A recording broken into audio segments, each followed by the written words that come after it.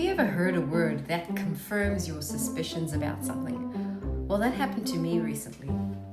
I was watching an interview on the Diary of a CEO with neuroscientist Dr. Tara Swart. During the conversation, she mentioned a word that I'd never heard before. The word is dysbiosis. I'd never heard it in my life, so I paused the interview and I picked up my phone to look up the word. What I found just sent me down a rabbit hole and eventually led to me taking tons of notes. Let me explain why that one word caught my attention. Well, first of all, I think she's an amazing woman and I always gain so much when I listen to what she has to say.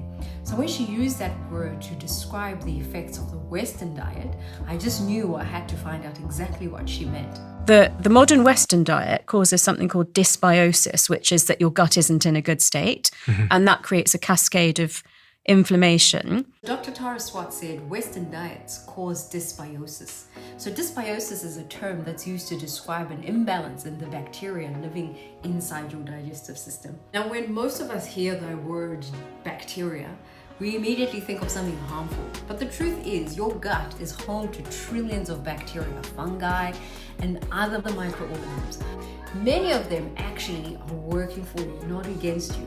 They help to break down your food, they produce certain vitamins, they help to train your immune system, and they help to keep microbes under control. Think of your gut like a living community. When there's a healthy balance, everything works as it should. But when that balance is disrupted, problems begin to appear. That's dysbiosis. As I kept reading, something else stood out to me. Researchers say that some of the biggest contributors to dysbiosis are things that have become incredibly common in our modern lives. Highly processed foods, too much sugar, not enough fiber, frequent antibiotic use, excessive alcohol, long-term stress. I stopped for a moment and I thought, well, most people are living in exactly that environment. Many of us grab takeaway because we're busy. We eat more packaged foods than fresh foods. We're constantly under pressure. Then I looked up the symptoms that were associated with dysbiosis. They include bloating, gas, abdominal discomfort, constipation, diarrhea, and suddenly I thought to myself, well, no wonder so many people struggle with digestive issues. But what fascinated me even more was this. Digestion is one of the most important jobs that your body performs every single day. Imagine that you have prepared what people call a healthy meal. You've got your leafy greens, you've got your beans, you've got your fish, you've got your millet. You've spent time choosing nutritious ingredients because you want to look after your body. Now imagine that your digestive system isn't functioning properly. You may not get the benefit of all of these nutrients because your body can only use nutrients that it successfully absorbs. That means if your digestion isn't working as it should, it affects your nutrition. The more I thought about this, the more I realized something. We spend so much time talking about what to eat. High protein diets, low carb diets, Mediterranean diets, plant-based diets. But perhaps we should be asking, how well is my body actually processing the food that I am already eating? I then realized that it's actually possible to eat all the right foods and actually be malnourished. Then another question popped into my mind.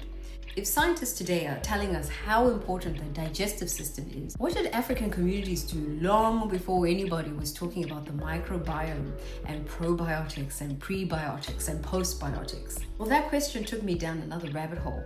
I started researching traditional African herbs used to support digestion, and I was amazed by what I found. Across the continent, different communities developed their own knowledge of local plants.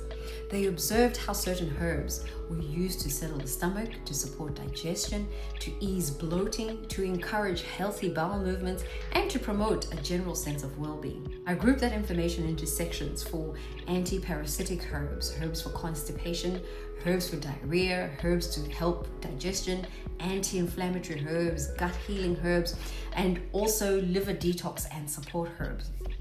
I eventually realized that I had gathered far more information than I could ever fit into a single video. So I created an ebook, African Herbs for Digestive Health.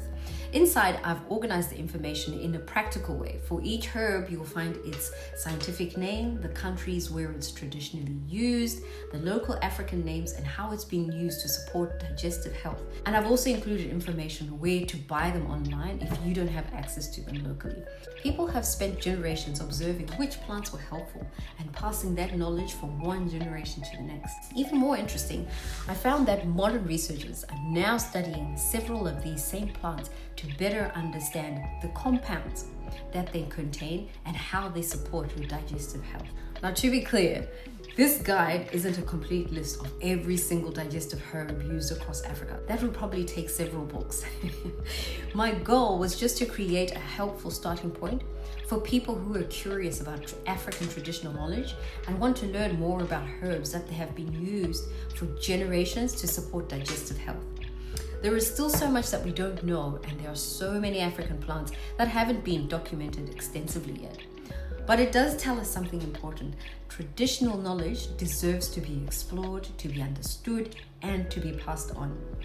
So if you're dealing with bloating, gas, constipation, or simply want to understand your digestive system better, I hope this video encourages you to become more curious too. If you'd like to explore the African herbs that I discovered during my research, you can get a copy of my ebook through the link in my bio or in the description section below. I'm Kudzai Msengi. I'm not a doctor. I'm somebody who loves learning, and I've spent the last 10 years sharing what I learned about African foods to help other people live healthier lives. Thanks for your attention, and I'll see you in the next video.